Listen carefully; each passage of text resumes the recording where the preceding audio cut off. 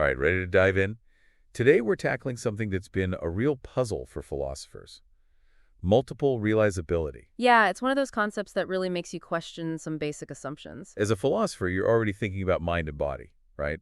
And this concept goes right to the core of that. Absolutely. It gets to the heart of what consciousness even is. We're basing this deep dive on the Stanford Encyclopedia of Philosophy's entry on multiple realizability, so we're going pretty deep with this one. Excellent source. Lots to unpack there. Okay, so let's start with the basics.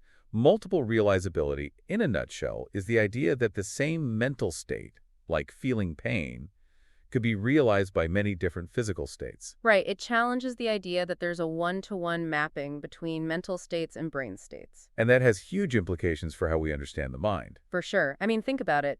Could an octopus feel pain the same way we do, even though their brain is completely different from ours? Whoa, an octopus feeling pain. That's a wild thought. But it gets to the heart of the issue, doesn't it? It does, because if pain is just a specific brain state, how could such different brains have the same experience? Okay, so let's bring in some philosophical heavyweights here. We've got mind-brain identity theory, the classic view that mental states are identical to specific brain states. Right, the idea that each type of mental state corresponds to a particular brain state. But then along comes Hilary Putnam, back in 1967, and he throws a wrench in the works with his argument against mind-brain identity theory. Yeah, Putnam's argument really shook things up. He used pain as a key example. Like, how can we say pain is a specific brain state when so many different creatures seem to experience it? Exactly. He pointed out the incredible diversity of creatures who seem to feel pain: mammals, birds, even cephalopods like the octopus. Hold on, are we talking octopus philosophers now? Ha! Maybe someday. But the point is, if pain is just a specific brain state, how could such vastly different brains produce the same mental experience? So Putnam is basically saying that the diversity of brains experiencing pain challenges the idea that pain is tied to one specific brain state. Right. And that opened the door to functionalism, which says maybe it's not about the physical stuff, but the role a mental state plays in a system. So functionalism shifts the focus from what the brain is made of to what it does. Kind of like saying a heart can be made of muscle or some futuristic biotech as long as it pumps blood, right? A perfect analogy. It's about the function, not the physical makeup. But wait, even functionalism seems to run into trouble with more radical versions of multiple realizability. Right. Things get really tricky when you consider a system that might achieve the same mental state through completely different processes. Like, is that even multiple realizability anymore? Where do we draw the line? That's a question that has kept philosophers debating for decades, and it leads to some really fundamental questions about consciousness and scientific explanation. Okay, so we've got the theoretical groundwork laid out. But how does all of this play out in actual scientific research? I know our source material mentions examples from neuroscience, like the work of Bechtel and Mundell. Right. They make a really interesting point about brain mapping studies. Yeah, if brains are so different across species, how can we learn anything about human vision by studying monkey brains? Exactly. If seeing in a human has a totally different neural basis than seeing in a monkey, how do those studies even work? But they do work, and they rely on these cross-species comparisons. So does that mean multiple realizability is wrong? Not necessarily. Kara Figdor brings in another concept here: degeneracy in neuroscience. Degeneracy. That sounds kind of bad. Haha, not in this case. It just means there are multiple ways for the brain to achieve the same goal. Think of it like multiple paths leading to the same destination. Okay, so there might be some underlying similarities in brain function, but there's still flexibility in the specific neural mechanisms involved. Precisely. And this brings us back to a fundamental question. How do we even define mental states in the first place? Oh, good point. If we can't even pin down what a mental state is, how can we talk about it being realized in different ways? Exactly. And this is where Shapiro's dilemma comes in. He uses a really interesting analogy with corkscrews to illustrate this.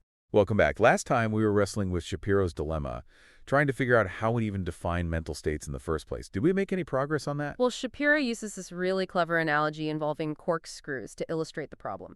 Imagine two corkscrews, one's red, one's blue. They both do the same thing, open wine bottles, but they differ in color. Are those really different realizations of the corkscrew concept? I see what you mean. If we say any difference at all means it's a different realization, then multiple realizability becomes kind of trivial, right? Right. It's like every corkscrew is unique in some way, but they're still all corkscrews. So where do we draw the line? What makes two physical systems different enough to count as different realizations of the same mental state? Okay, so the definition of different is key here, but that just seems to make this whole debate even more complicated. It does, and it gets even trickier because some philosophers argue that multiple realizability actually supports reductionism, not what you'd you'd expect, right? Hold on, reductionism. Isn't that the view that everything could be reduced to brain states? Well, reductionism comes in different flavors. Elliot Sober, for instance, argues that multiple realizability actually points to the explanatory power of physics. Physics. We're going even deeper than brains now. Exactly. Sober's point is that even with multiple realizations at high levels, it all traces back to fundamental physical processes. So, like, various contractions can trap a mouse, but ultimately they all obey the laws of physics. Precisely. Sober argues that physics is the foundation for understanding causation. But wait, if physics is king, doesn't that make psychology kind of irrelevant? That's a common concern. But remember, science aims for both breadth and depth of explanation. Physics might explain the how, but psychology explores the why. We need both. Okay, so physics might be the foundation, but psychology still has its own role to play. It's like appreciating a symphony. Yes, it's just vibrations in the air, but that doesn't diminish the beauty and complexity of the music. Great analogy. Now, while Sober is advocating for a zoomed-out, physics-based reductionism, John Bickel goes in the opposite direction, zooming in to the molecular level of the brain. He calls it ruthless reductionism. Ruthless. Sounds a bit intense. Bickel argues that while brains seem different across species at the systems level, a really interesting pattern emerges when you zoom into the level of cells and molecules.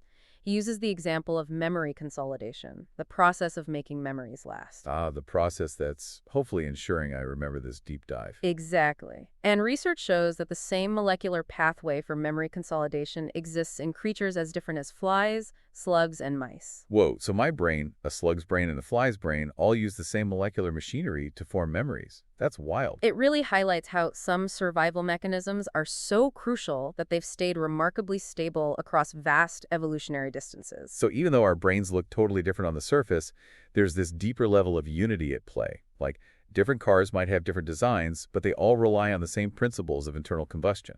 Perfect analogy. Bickel suggests that as we explore molecular and cellular cognition, we'll find more of these ruthlessly reduced mechanisms shared across species. It's almost like there's a molecular blueprint for consciousness itself, despite the incredible diversity of life. But isn't that a bit of a leap? Just because we find some shared mechanisms, does that mean all mental states are ruthlessly reduced? You raise a good point. It's still very much up for debate how far this reductionist approach can go. And it leads us to another crucial aspect of this whole multiple realizability debate, defining what actually counts as genuine multiple realizability. This is where philosophers Thomas Polger and Lawrence Shapiro enter the picture. Okay, Polger and Shapiro. What's their take on all this? They offer what they call an official recipe for identifying true multiple realizability, and a key ingredient is the concept of relevance. Relevant. So how does this official recipe work?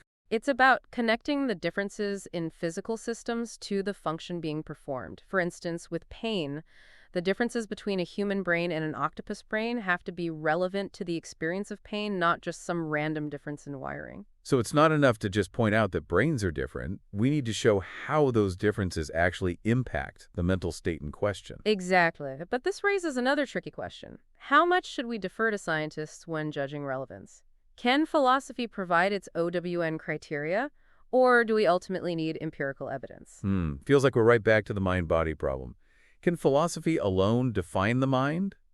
Or do we need science to ground our understanding? This deep dive is getting pretty meta. It is, and it gets even more complex because Polder and Shapiro argue that even if multiple realizability is true in some cases, it doesn't automatically rule out mind-brain identities. Wait, so we could have both mind-brain identity and multiple realizability. Now that's a plot twist. Tell me more. It does seem paradoxical, but their view, which they call modest identity theory, suggests it's possible. Okay, so last time we were left hanging with this idea of modest identity theory. How can we have both mind-brain identity and multiple realizability? Right. It seems like you'd have to choose one or the other. But Polger and Shapiro argue it's not about denying the variety of ways mental states can be physically realized. So it's not like saying, okay, multiple realizability wins, mind-brain identity is out the window. Exactly. They're saying it's more about recognizing that mental states are still fundamentally grounded in the brain. So it's like acknowledging that houses can be built with different materials, bricks, wood, even straw, but they're all still houses. Perfect analogy. They argue that these identities between mental states and brain states are actually crucial for scientific explanation, even with multiple realizability. So it's not about rejecting multiple realizations, but acknowledging that identifying mental states with brain states still has a lot of explanatory power. Kind of like, yeah, different engines exist, but they're all still operating on the same basic principles of thermodynamics. Exactly. They see this modest identity theory as the most balanced approach for understanding the relationship between psychology and neuroscience. And they address some common worries about this view, right? Like, doesn't this just eliminate the need for psychology altogether? Yeah, some critics think that if mental states are just brain states, we should just ditch psychology and focus on neuroscience.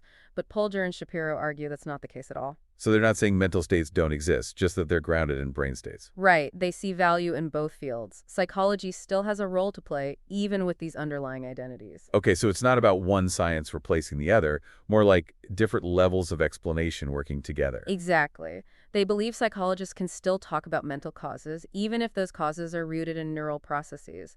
They even use an interventionist account of causation, a popular idea in the philosophy of science, to defend a kind of autonomy for psychology. So even though mental states might be identical to brain states, there's still a distinct realm of psychological explanation that's valuable. We need both the physical and the experiential to really grasp what's going on. It's like reducing a symphony to vibrations. It doesn't make the music disappear, right? Exactly, we need both perspectives. And that brings us to a key takeaway from our deep dive into multiple realizability.